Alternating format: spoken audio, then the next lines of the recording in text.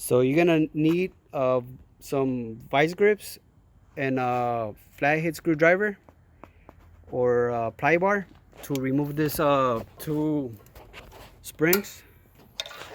So this is the way we do it. We put the vice grips on the spring and pull it down with the screwdriver. We're gonna do the back one so you can get another.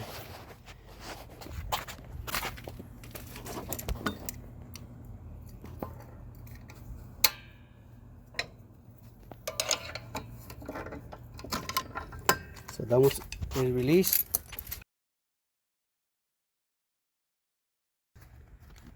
So you just put them in the hole right here. This hole and this hole. So you bring the one down. So now you're gonna need some vice grips. So you grab it from here.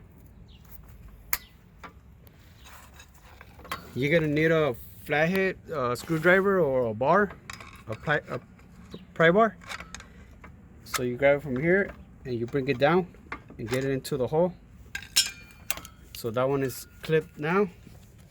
You gotta do it same thing on the back one.